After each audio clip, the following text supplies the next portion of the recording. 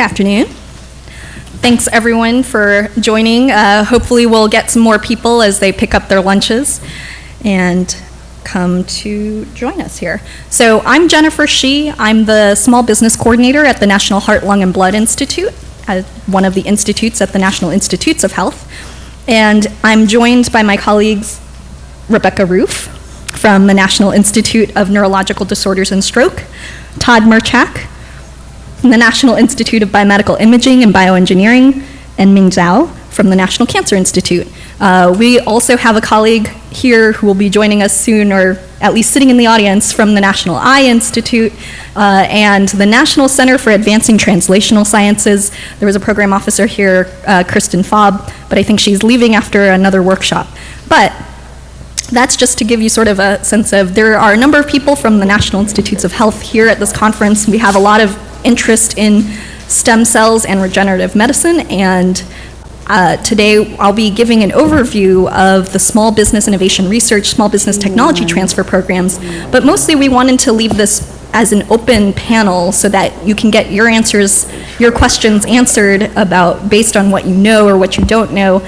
And so hopefully I'll be giving a big, broad picture overview, and then we can talk more about sort of the differences among the different institutes within the NIH. So we'll start this off with a quiz for you. So by show of hands, how many of you are familiar with the SBIR, STTR programs already? Okay. And how many of you have actually applied then? I guess it's if you're familiar with it, okay, and been awarded? All right, so we got an awardee over here, just so all the people over there know, he's the expert.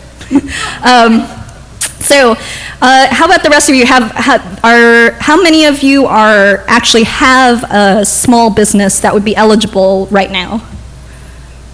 Okay, how many of you are representing academia?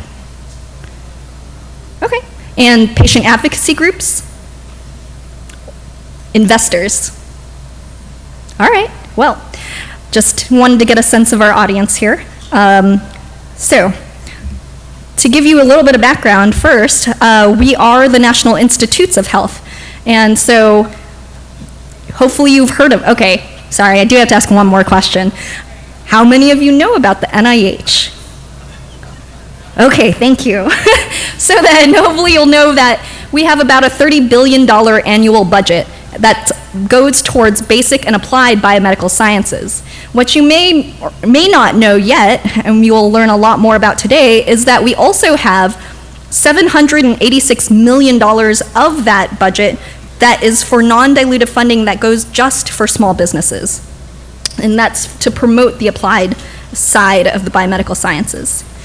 So what are the small business programs? So the Small Business Innovation Research and Small Business Technology Transfer programs are federal-wide programs that are intended to stimulate technological innovation, increase commercialization of R&D products.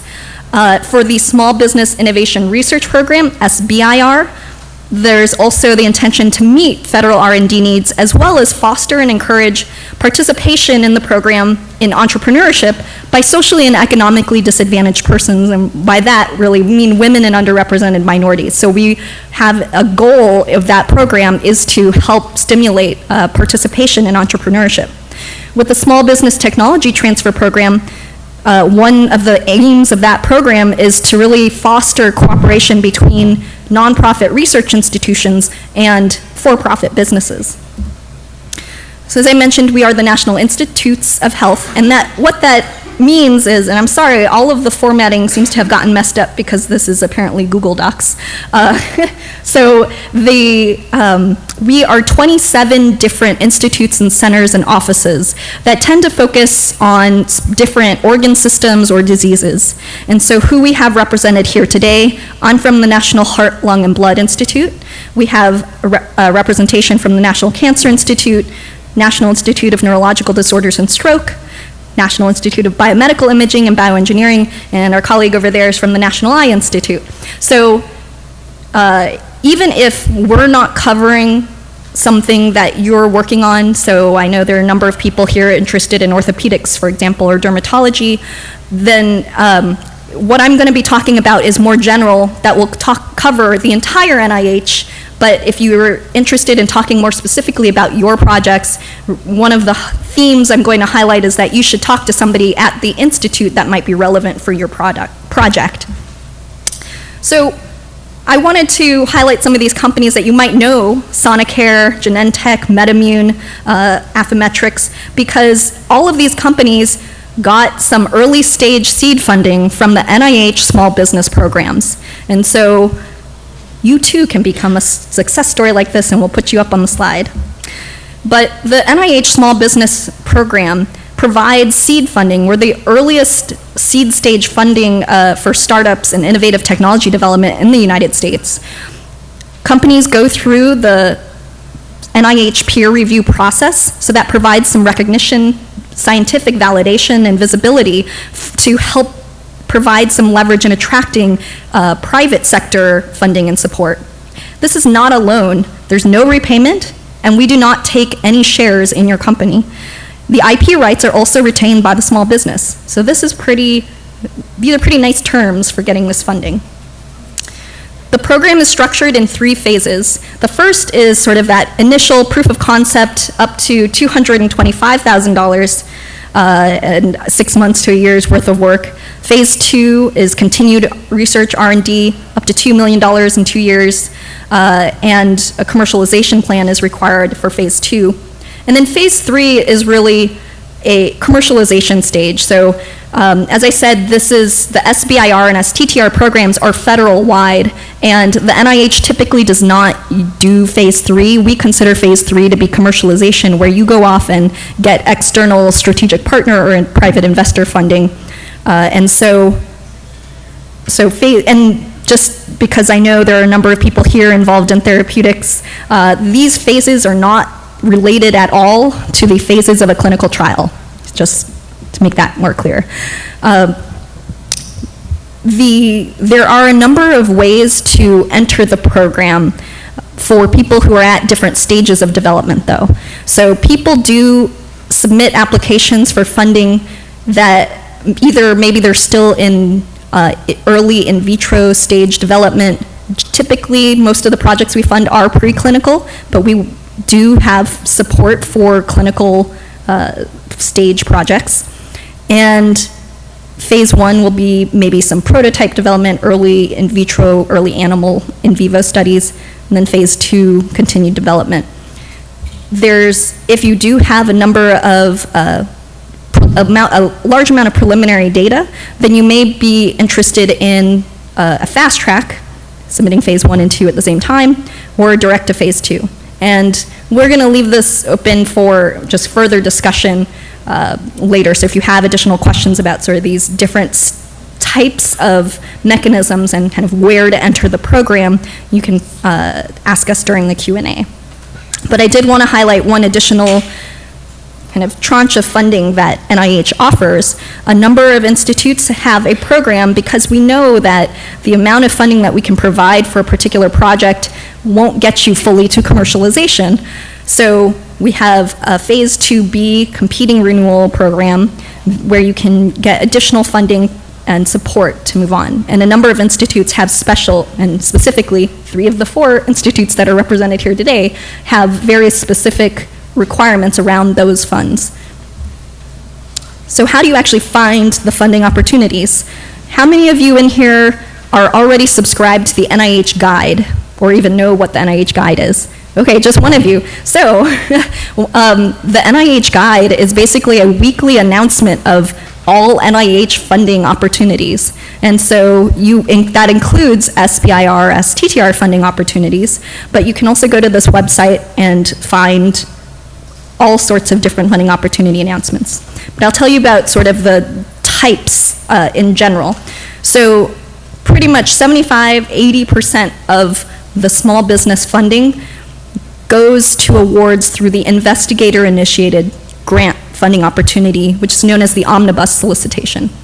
So that is, you have a fantastic innovation, great ideas, we want to hear them, and we want you to apply. We're not directing you towards a particular area.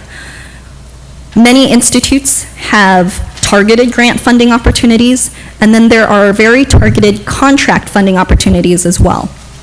So the investigator-initiated grants, you apply for a particular phase, and we really do encourage applications for any topic that's within the mission of the NIH. There is a document that talks about what the interests are for each of the different institutes within NIH. It's called the Program Descriptions and Research Topics document. And we'll be talking a little bit about our institutes in particular. But there are 3 deadlines each year for these investigator-initiated grant opportunities. And they're due September 5th, January 5th, and April 5th of each year. The targeted grant funding opportunities really vary quite widely, the number of due dates, the topics, when they're released. So there you want to sign up for the NIH guide so that you can see if there's anything that's really specific to what you're working on already. You also, as I mentioned, want to check out what institute and that's what IC stands for, is institute or center, but you would want to check for your particular institute that's relevant to the work that you're working on. So if you're working in the cardiovascular area, I highly recommend that you sign up for the NHLBI listserv. And then the contract funding opportunities are very targeted, and they only come out once a year. So it's a completely different application and award process from grants, and so I'm not going to go into detail about that, but just know that that is another possible stream of funding opportunities, and I imagine Ming may talk a little bit more about contracts, and we're happy to answer questions. But we're not like just your parents with wallets. We also have resources to help support you beyond the funding. So there are a number of technical assistance programs. All of that funding is really going to support the research and the scientific development. But we know that as a small business, there are other needs that you have in order to commercialize those technologies. So we have technical assistance programs for our awardees. And there's a new pilot program called the Commercialization Readiness Pilot that allows for technical assistance that isn't typically allowed through the research grants that most people get. So these are things like preparing the documents for FDA submission or paying a lawyer for the legal fees to do a freedom to operate analysis. Mm-hmm. So these are more about the the business side of things to get your product ready for commercialization. We also have programs to help with entrepreneurial training.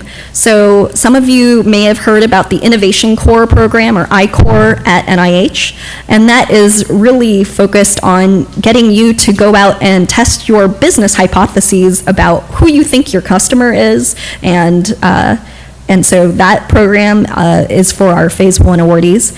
A number of institutes participate in the Coulter College Commercializing Innovation, or C3I program, which is focused on medical device development. And I see somebody in the audience that has participated in that program. So he's also an awardee and an expert, and if you have questions about that, maybe it's probably best to even talk to somebody who's gone through it if he wants to identify himself. So, in addition to helping our awardees understand the business side of things, once we're trying to help you transition away from the NIH funding, we're working on ways to help our awardees also make those next steps and partnerships with the venture capital, angel investors, or strategic partners that are probably going to need to be there to fund the clinical trials and later stage development. So we've been partnering with a number of larger institutions like AdvaMed or Bio or the Angel Capital Association to help support our companies presenting and pitching at these events. And then finally, in addition to those types of activities to help support the business development side of our awardees, NIH does provide in-kind services for a number of different types of products. So again, this is something that you would want to check with your relevant institute or center about the kind of services they might be able to offer. But as an example, NINDS, and they can talk a little bit more about their program, offers the Blueprint Neurotherapeutics program. At NHLBI, we have production assistance for cellular therapies. This is access essentially to IND-enabling activities for people that are working in the heart, lung, blood space and developing new therapies. And rather than going through the standard grant funding cycle, you actually can access these services for free. You may not need to be an awardee already. So, and there are often faster timelines to getting answers about whether you can get access to those. And then there are resources like the NIBIB Biomedical Technology Resource Centers. They're kind of distributed across the United States. So, most important pieces of advice, talk to us. We really do, we are the government, we want to help you. We don't actually care to, try to put up all those barriers to you getting the funding. All the things that we're doing are just, we're trying to help you walk through the terribly bureaucratic process for submission. But we want you to submit early and talk to us and make use of the NIH Reporter Database. So this projectreporter.nih.gov database is a database of all awarded NIH grants and contracts, actually. So if you were to search it, you can find potential collaborators, you can find potential competitors, you can find what institute funded projects like yours, what study section did they go to. So there's a lot of really useful intelligence information that's accessible through that. That website also has lists of the success rates, for example, for each year. So for more information, you should definitely sign up for our listservs. We have a booth over booth 23 over in the corner, and so you should come visit us. We'll still be here tomorrow as well. And we're on Twitter. So I'm going to leave this here. These slides are going to be made available on the conference website, and we included lots of additional resource slides after this because we know that it's going to continue to be out there. So don't worry about kind of capturing all of this information. A lot of it will be there, and I think we're being recorded, and I'm going to kick off with having our panel discussion. So the rest of this is going to be Q&A. So I'm going to ask the first question. I want all of you to be thinking about your questions and jump up and ask them. And if you don't, then maybe we'll start asking you questions. So, this sounds different here. The first question I'm going to have is for each person here on the panel to introduce themselves, their institute, and some of the priorities of their institute, as well as any relevant funding opportunities or programs they'd like to highlight. Hello, I'm Becky Roof. I'm from the NINDS, which is the National Institute for Neurological Disorders and Stroke.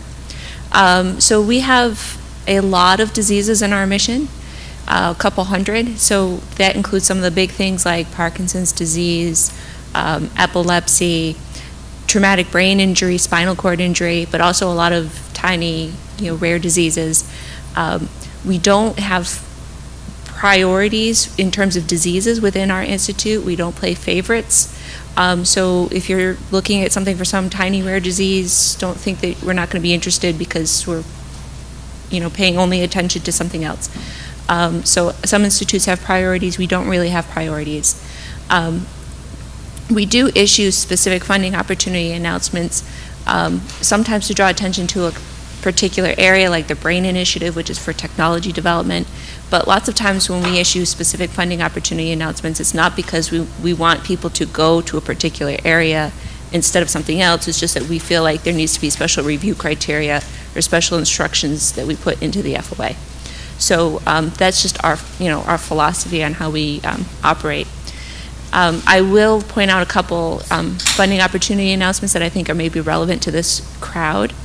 We have a funding opportunity for developing therapeutic biologics that would include stem cells, also things like antibodies, proteins, peptides, oligos. And that's called CREATE Bio.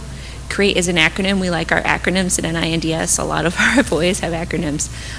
But it's for cooperative research to enable and advance translational enterprises. That's what CREATE stands for. We also have a CREATE for devices and a late-stage small molecule program, which I can talk about if people have questions, but I think CREATE Bio is maybe something people here want to look into. I've also seen a lot of people who are developing some kind of research tool.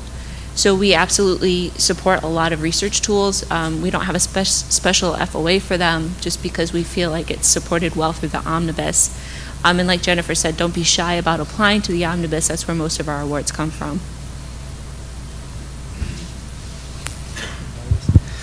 Thank you. My name is Todd Merchak. I manage the small business programs at the National Institute of Biomedical Imaging and Bioengineering. And so we are somewhat unique at the NIH. As Jennifer mentioned, most of the institutes are focused on a specific disease or organ system. At the NIBIB, our mission is core technology development, early stage technology development. So we consider ourselves more or less the place for platform technologies at the NIH. And these are, again, core early stage technologies that can have a broad range of clinical application.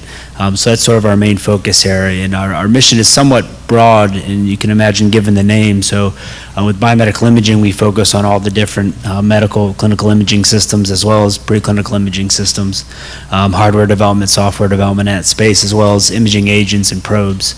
On the engineering side, this covers basically any and all medical device you can think of, so implantable devices, sensors and wearable devices, in vitro diagnostics.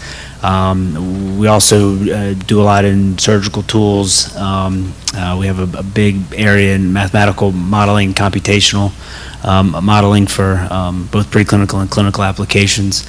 And more relevant for this group here, we do have a large portfolio in regenerative medicine and tissue engineering, and I'll talk a little bit more about some of our programs in that area. We're also getting into the health IT space, and have created a new division in that area and are supporting a lot of work both on the algorithm side, on the security side, and so forth to make sure all these systems can be integrated in the technology behind integrating all this health data and information in informatics. So in the regenerative medicine space, we have, we fund any sort of technology related to this space, starting with your scaffolds and all your different methods and processes for generating tissues, in vitro or in vivo, and as well as sort of the bioreactors, the culture systems. But also some things related that are on the imaging side, but we're also looking at more non-destructive imaging techniques for being able to track therapies now. And as we heard, the FDA is very interested in being able to do that. So any and all technologies related to delivering the therapies, tracking them, is certainly within our space. Two initiatives we currently have out on the street right now. So the first one that we have as a focus area right now is on animal models. We're looking at improved animal models for looking at the safety and efficacy of stem cell-based therapies. And so this is a relatively new initiative, but we're very interested in improving the animal models that are out there for this space. The second one that I'll mention is an RFA actually through the National Heart, Lung, and Blood Institute that we're also a part of, focused on novel biomimetic 3D bioreactors, specifically for heart, lung, and blood cells and tissues, but another focus area in regenerative medicine. So those are my thoughts in this space. Ming Zhao from NCI. So if you're interested in a cancer area, anything that's related to cancer, prostate cancer, lung cancer, breast cancer, pancreatic cancer, all the cancer areas, you can come to us. So basically, the portfolio distribution in our office, 30% goes to therapeutics, 20% goes to diagnostic, 20% goes to imaging, and then some of them goes to like cancer prevention, and also computational biology, bioinformatics, big data, mobile technology right now is very hot. So those are the areas we're interested in. Like Becky pointed out, we don't have any kind of a specific area that, let's say, we're interested in specifically. Pretty much anything that's related to cancer. We do list some of the areas like a global health initiative,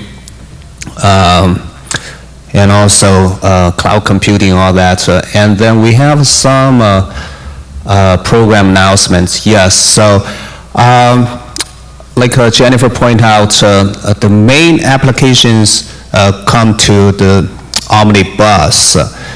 And then we also have contract topics every year. So the program announcements listed here are the active PAs or RFAs. On the left top is single-cell analysis. If you have technology, next generation technology that's could study single-cell analysis, single-cell, and then that will be the area. I mean, so that will be the that will be the program PA you can go for. The contact person for that one is Jen Low, and I think the next due date is January 5th for this one. So a lot of times program announcement, the difference between those and Omnibus is that they often have their own study sections, review study panel. So like IMAT program, we have a general IMAT program across NCI taking R21, R33, but for this one, this is a SBIR version of IMAT. If you have wild ideas, highly innovative ideas or projects like that, and then this is the one you can come to. The contact person is Amir Rahbar, actually. Sorry.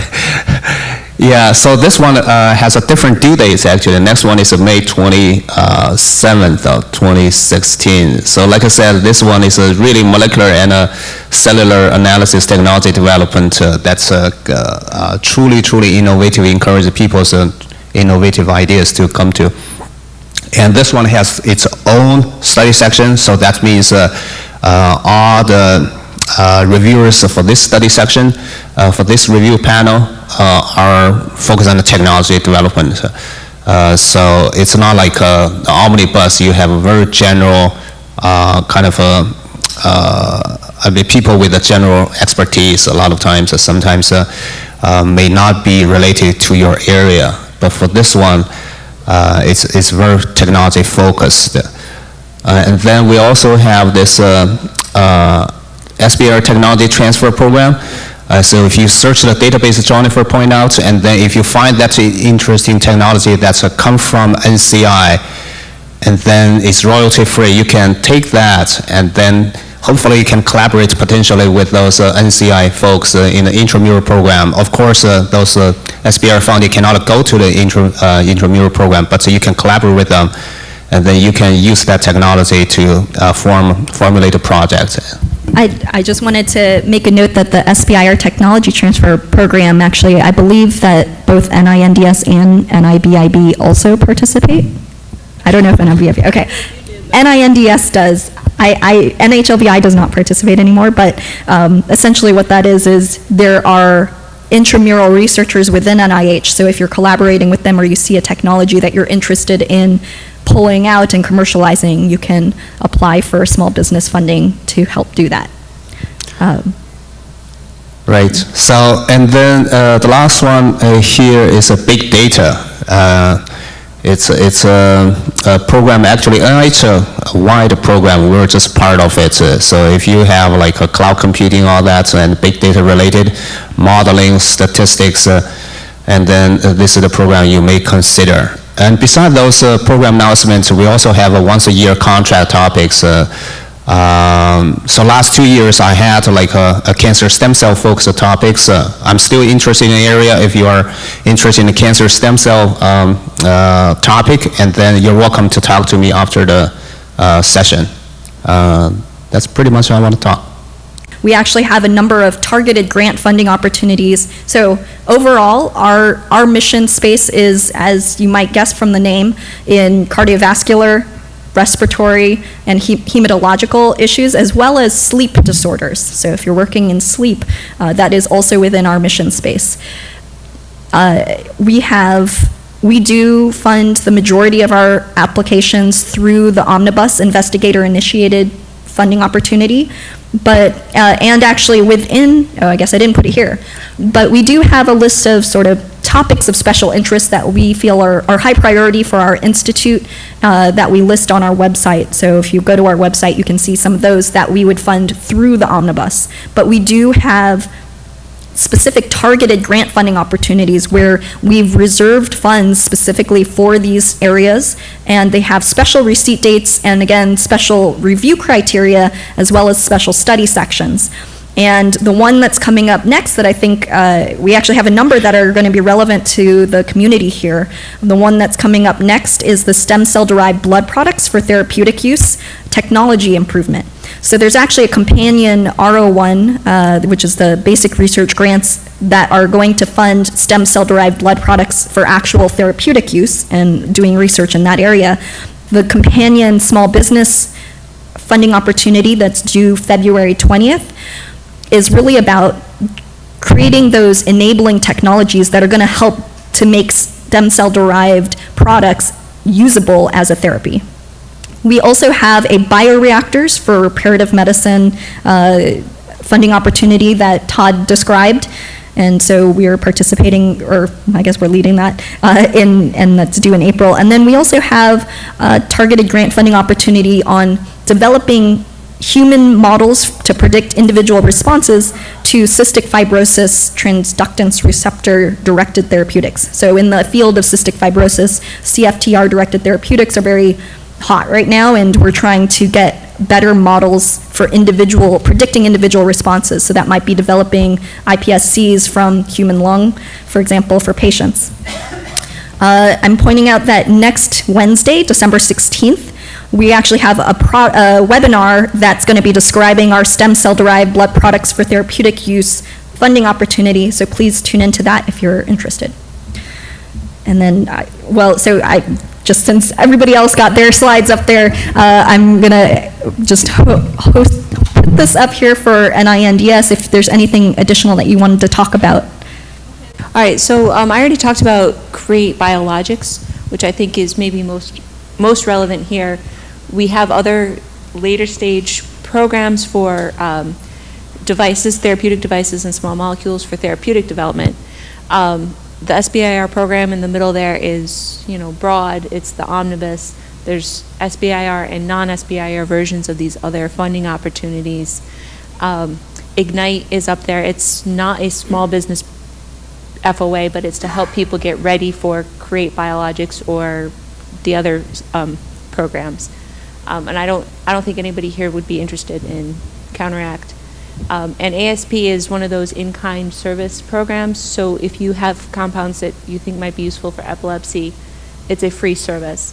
I'm not sure if anybody here is interested in epilepsy, but if you are, it's totally free. We run your compounds for you through a bunch of animal models and give you the data.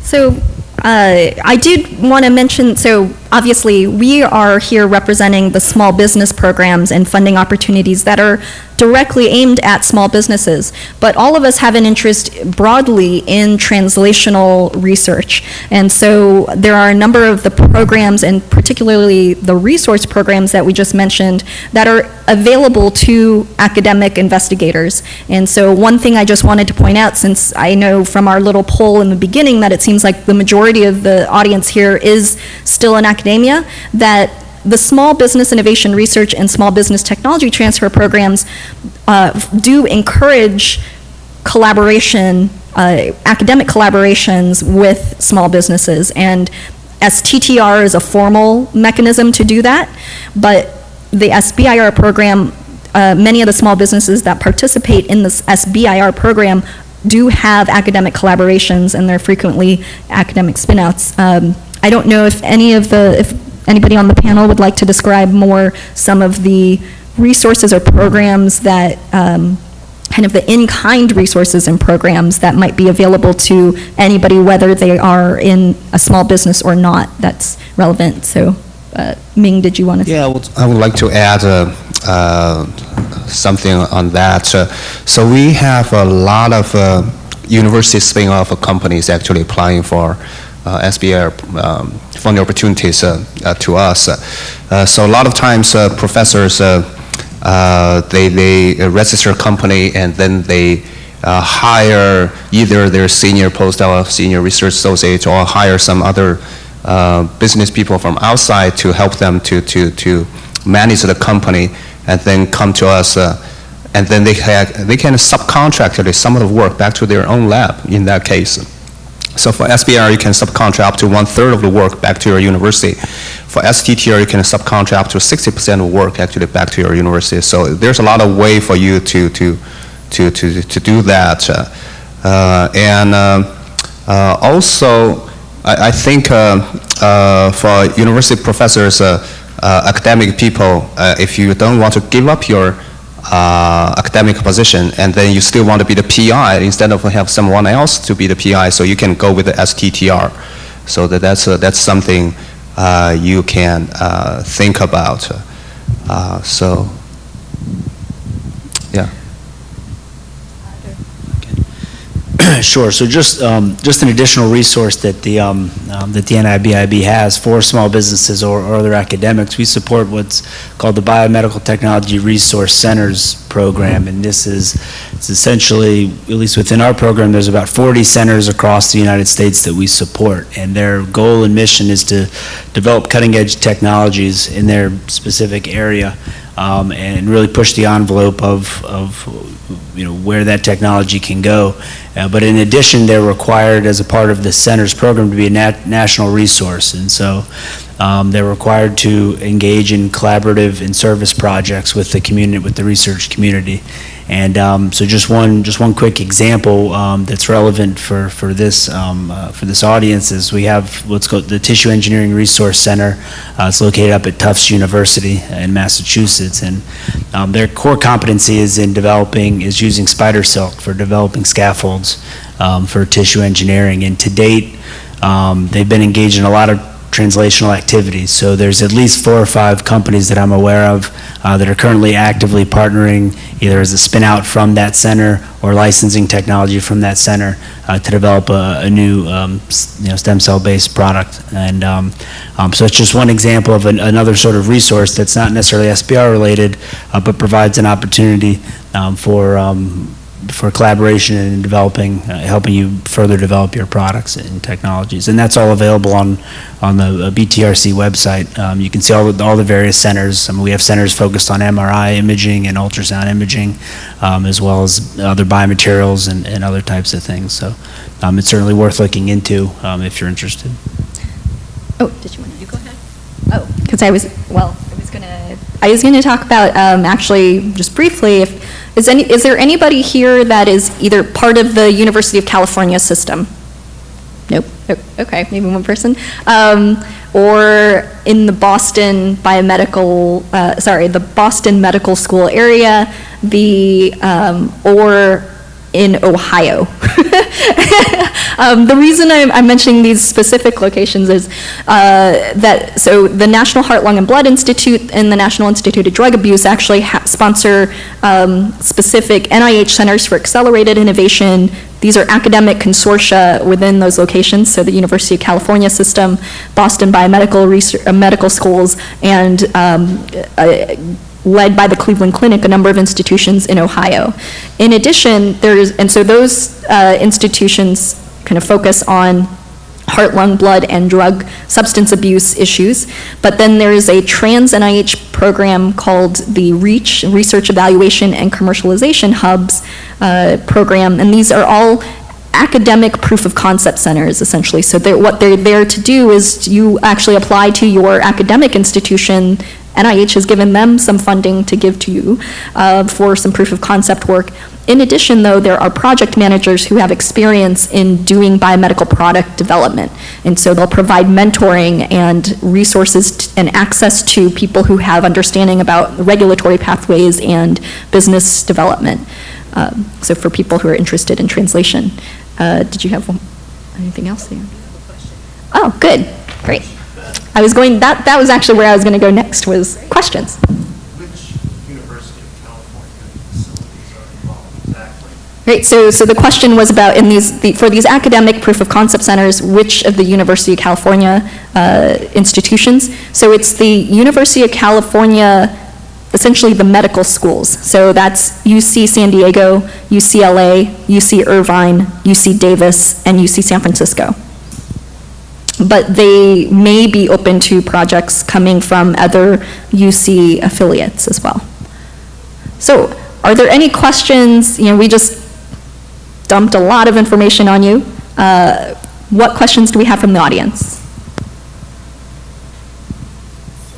What is the reviewer criteria difference between the R grant versus the STTR? Right, this is a great question. So the question was about it was about what the differences are in the review criteria for SBIR grants compared to, for example, a standard academic grant at the NIH. Since I've been talking, does anybody else want to? Go ahead. Sure. So the core review criteria, the core 5 review criteria are the same for SBIR and for R01s or other academic grants. So within the SBIR program, they're still evaluating what the clinical impact, what the impact on patients is going to be, and they're evaluating your approach and your experimental design as well as the team and the resources and environment that you have to carry out the research. And the I in SBIR stands for innovation, so they're also looking at innovation. So those are the core 5 review criteria that the NIH uses for all grants. In addition to that, the reviewers are being asked to assess the commercial potential of your technology, because the goal of the SBIR program is to develop a commercial product and get a product to the patient. And so that's sort of the extra component to the SBIR review, is trying to determine whether or not there's a market, whether or not there's customers, and whether or not this is going to get to patients or not. So for instance, the innovation is heavily weighted, or there's a potential to develop a product?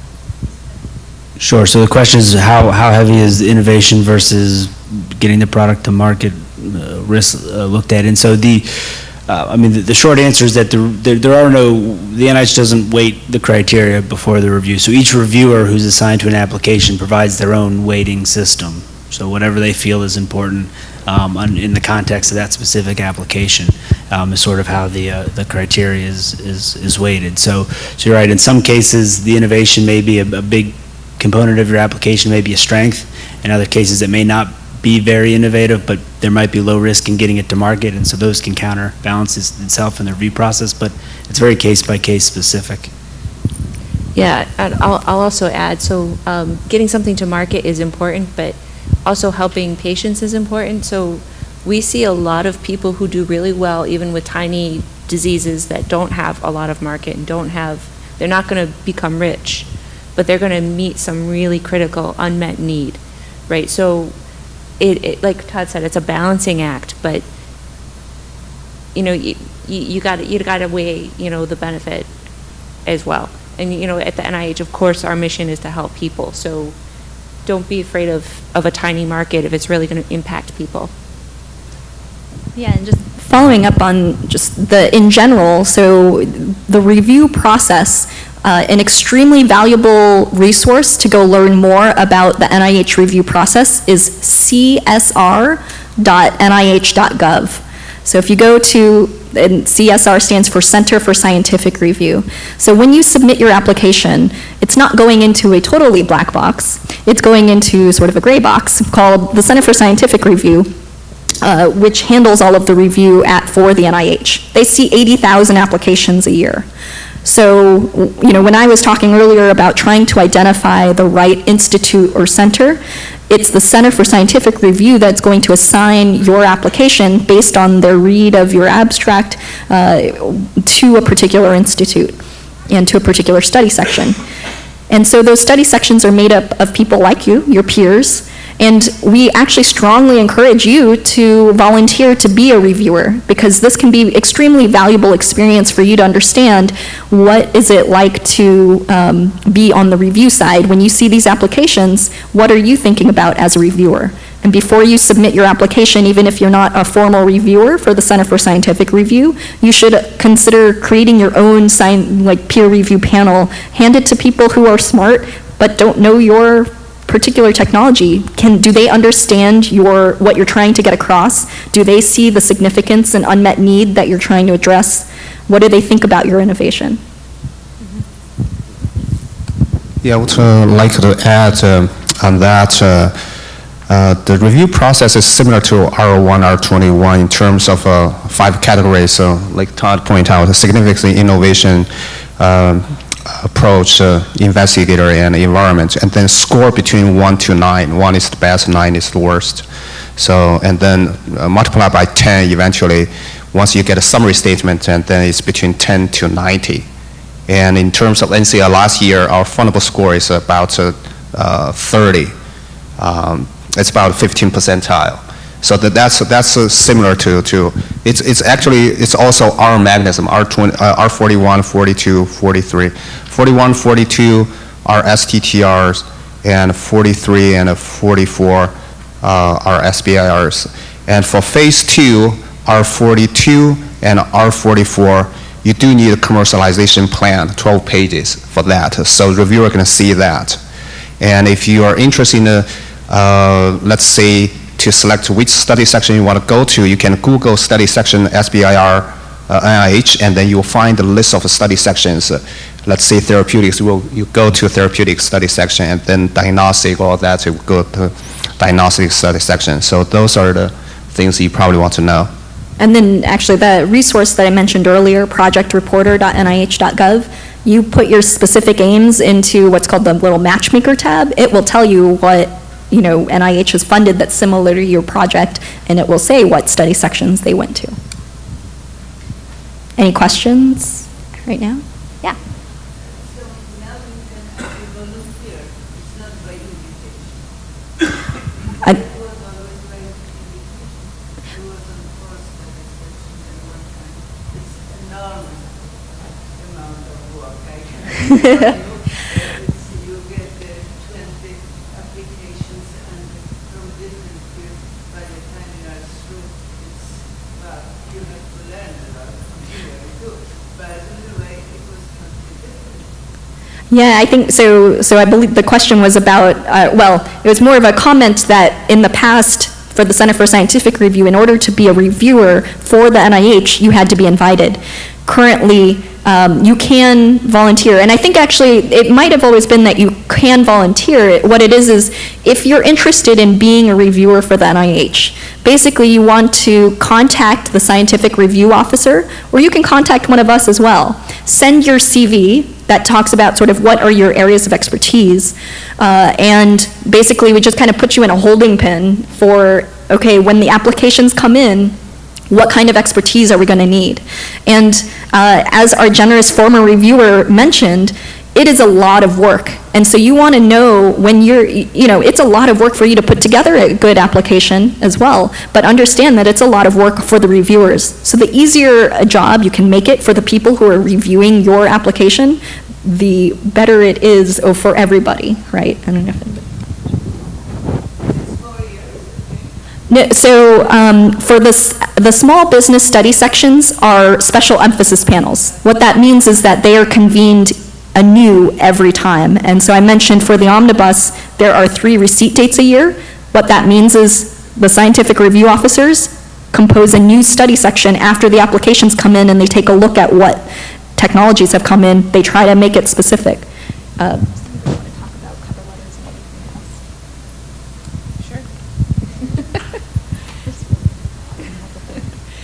So just to follow on what Jennifer said, you can request a summary, a study section, or an IC in a cover letter that you put with your application. It's not required. CSR will put you in the most appropriate section with or without your comments. If you strongly feel like one study section is the best, you're welcome to suggest that. You can also point out study sections that you think are not appropriate. And NIH does its best to match you, but it's not always perfect.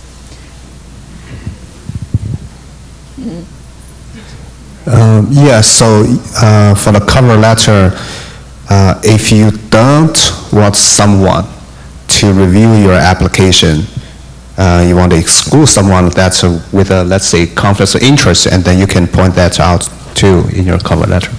Yeah, and if there are people that you really do want to review your application, don't name them in your cover letter, because If you put somebody's name in your cover letter, they will definitely be put as a conflict of interest, and they will definitely not be. But what you can do, and what can be really helpful, especially for people who have technologies that are very multidisciplinary. So if you're focused more on the engineering side versus the biology side of something, you might want to describe what the expertise is that should be looking at your application. Should there be some mechanical engineers looking at your application? Should there be cardiologists? So that you can describe the type of expertise you think is important to review your application, but don't name names unless you want them not to review it. And one more thing, you can request two ICs, institutes or centers, to be your primary or secondary institute. So let's say you want to primary institute goes to NIBIP, and then secondary go to NCL, or vice versa. You can do that. So you can request two ICs in your cover letter. I had a question back to Dr. Zhao's comment about the STTR and STTR and where the PI is. So I'm familiar with STIR and subcontracting out, and so you kind of have to justify why you should be getting the money rather than the subcontract. In the STTR case, the PI, you might have a company and then the PI still has his lab. So you have to justify where the PI is and who does what work and all that kind of stuff. Or maybe you could clarify a little bit what's the difference STTR, SBIR, and then where does it work? What kind of work should be done in the lab versus the company? I can answer that question. So two things basically between SBR and STTR. One is the PI, right? So you already pointed that out. So for STTR, PI can come from university. And the second part is the budget. So for SBR, you can subcontract up to 1/3, and then for STTR, you subcontract up to 60% of work. It really depends on the resources and expertise. It's really depend up to you, actually. We don't define in terms of where the money should go. Sometimes people don't like STTR because they worry about losing money because of the indirect costs come from university, right? So 60% of money, and then that's a university will take a lot of times 40 to 50% on top of that. But it's really up to the company to decide what kind of budget distribution you want to break down. Right, so just another one point of clarification, even in the STTR mechanism, the company is still the primary grant recipient, so they're still in control of the project, and the university is a subcontract. But yes, you'll have to justify who's doing what, and as Ming...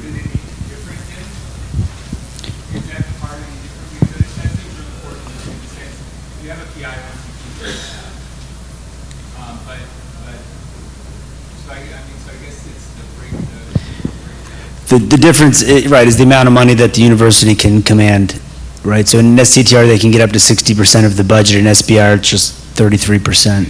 Yeah. Right.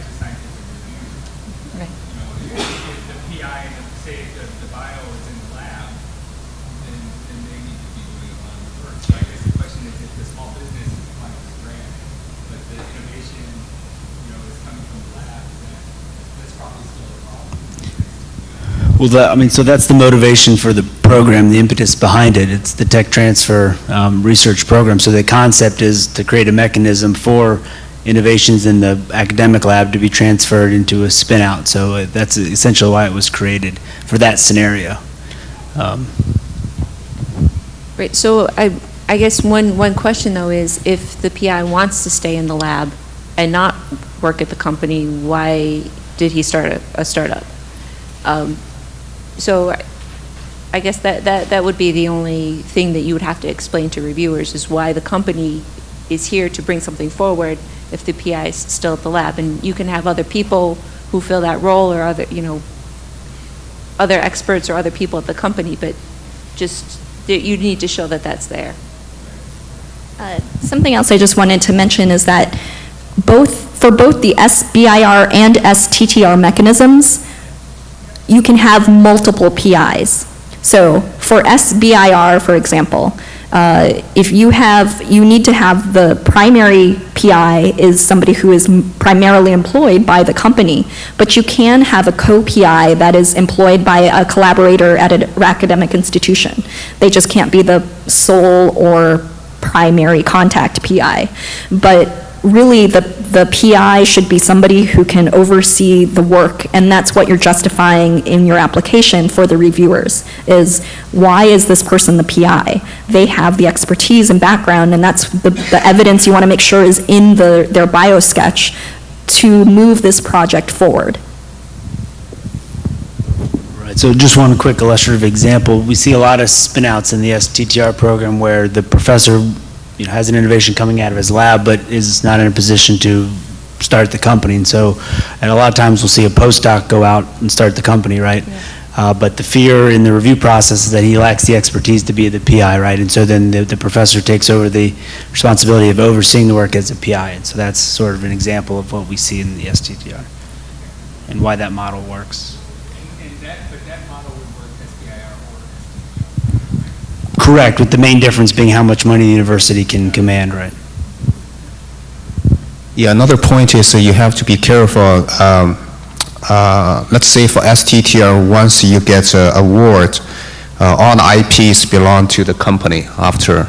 Well, so actually, NIH doesn't have a specific requirement about the intellectual property other than for STTR, what it is that we require is that the company has the ability to use so whether it's licensing the intellectual property officially or they own it outright, but there has to be a formal agreement made between the nonprofit research institution and the small business. We don't require people to put that agreement into the application or put that agreement into, it just has to be furnished if NIH requests it. But what we want to make sure is that there is an agreement already before you apply about who owns the intellectual property coming out of the joint project. There are model agreements that exist out online, and I think there might be, maybe I included a link, I don't remember, but you can find it if you Google it. All right. Additional questions? Yeah. I think of SBIR as technology, but do you also support early phase clinical trials? If you could comment on, give advice on how to go about getting funding successfully. Yeah, so this is a great question. So, typically people think about the SBIR, STTR programs as supporting technology development. What kind of support is there through these programs for clinical trials? And I can give so this is something actually where different institutes have different policies. So in general, the SBIR and STTR program can support clinical trials. Different institutes, though, have different ways that they would support it. For example, the National Heart, Lung, and Blood Institute, if you have a clinical trial and you can fit it within the budget structure of a phase 2 or phase 1 application, then we would fund clinical trials that are being proposed through the omnibus solicitation. Here at NINDS, we actually don't allow clinical trials through the omnibus, but we have specific funding opportunity announcements. The big reason being that we have entry criteria that requires that you've at least talked to the FDA if you're going to do something that requires FDA pre-approval. To avoid the situation where we give somebody $1 million and then the FDA says, no, you can't do it. So we have special FOAs for that, and they're on our website. You're welcome to take a look. Those are either fast tracks or direct to phase 2 or a regular phase 2 based on a phase 1 that was not in the clinical trial FOA, just because you can't possibly do a clinical trial with the budget in a regular phase 1 SBIR. Did anybody else want to talk about clinical trials before we go on? No? So personally, I have a couple of projects actually in a clinical trial stage, phase 1, phase 2B even actually. Focus on the therapeutic, sometimes device, human trial. We do take clinical trial projects.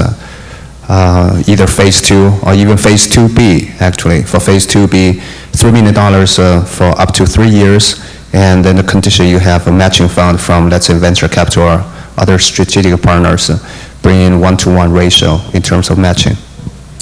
Actually, I think I do want to mention, because I had mentioned earlier, right, there's this Phase 2B program. So once somebody has Phase 2 funding, regardless of what agency even sometimes funded that research, if it's relevant to the mission of one of the NIH institutes, most of our targeted funding opportunities for this Phase 2B opportunity actually would allow support for a Phase 2B continuation. So at the NHLBI, we actually have 2 targeted Phase 2B programs.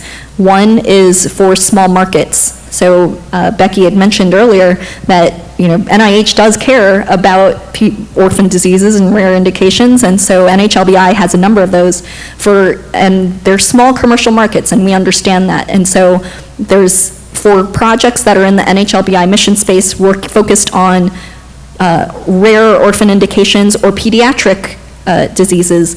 Then we have the Small Market Awards, which is up to $3 million over 3 years, with an expectation that you'd bring in at least $1 million from a venture capital or strategic partner or patient foundations, for example, and matching funds. And then we have the Phase 2B Bridge Awards, which are for anybody else who requires FDA regulatory approval. And we also have an expectation of matching 1-to-1. So if you request $3 million from NHLBI, you have to also expect to bring in $3 million yourself from other sources. But we have been funding clinical trials through that program, and I'll name a couple of companies that have received Phase 2B funding from the NHLBI that you might be familiar with, because I know that they're here. Humacyte, Capricor has received Phase 2B funding from us.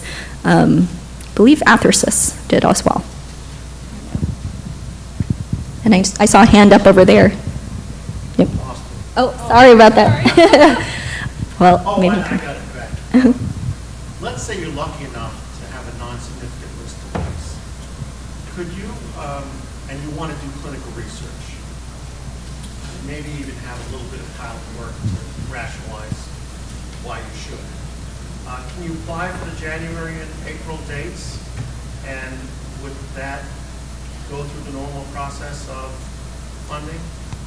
Or is there some unusual place you have to go cause you to do a clinical trial? So for NINDS, we do recognize with, so I talked about having to have FDA prior approval before coming into a clinical trial. If you have a non-significant risk device and you can get a letter from an IRB saying this is not significant risk, that will meet the criteria for our clinical trial funding opportunity announcements. We also have, I mentioned briefly, a therapeutic device, create device program that will help you for the development of a therapeutic device. And we have a couple different tracks. One of them is for non-significant risk. So that's a program you should look into if it's a neurological indication. Okay. Any other questions? So the SBR also applies restriction or resubmission? Yeah, so this is a great question. What are the restrictions or kind of indications for resubmitting an application? And I think this is good for a broader discussion about, maybe what are my chances on submission, and what should I do if I don't get funded that first time? So at present, the SBRs follow the general policy, so there's no limit on resubmissions anymore. So it used to be the case where you could only... Well, yeah, so technically, you after you get your... Well, sure, right. Okay, So prior to the policy was you submit one time. If it doesn't get funded, then you were allowed up to 2 other times submitting, and then we reduced that to 2 times. So you'd submit one, and then you could submit 1 resubmission, and then you're done. And so that's the current policy. You submit for a given project, you submit your original application. If you have to resubmit it a second time, then that's it for that project. Although the new policy now allows you to go ahead and take that second submission and turn it back into an original new submission again and keep submitting it through the process over and over again ad nauseum. And so there's no practical limit on how many applications of the same project you can submit anymore. But with the understanding that, if you're beaten down long enough, you might give up, hopefully, and not inundate the system. Well, hopefully you will learn from the process and retool. Okay. Sure. I'll also point out, don't be discouraged if you don't get your first one. Most people don't, especially if they're new to SBIRs in general, because it is a little bit different from your regular R01. So don't submit once and then give up if you don't get it. There is another caveat to what Todd said. What he talked about works for type 1s. If you're doing a phase 2 that is attached to a previous regular phase 1, you only have an A1 on that. And then after that, if that doesn't go through, you can no longer be associated with that phase 1 anymore. And as a new application, you have to talk to your program officer at that point about what your options are. You could consider a fast track, for example, if you get to that stage.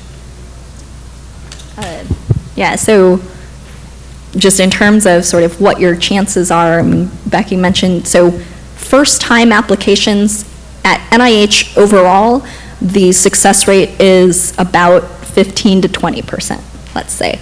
But for people who are, if you break that down into totally first-time submissions versus resubmissions, the percentage for resubmissions is much higher. So a lot of those first-time awards are actually for people who had resubmitted. And what we really want to encourage you, one of the reasons why resubmissions do better is because you're getting feedback from the review committee, right? So whether you got discussed or scored or not, you will get back feedback from your peer reviewers about what they thought about your project and your proposal. There's a program contact in that upper left corner, and you should talk to that person about the review.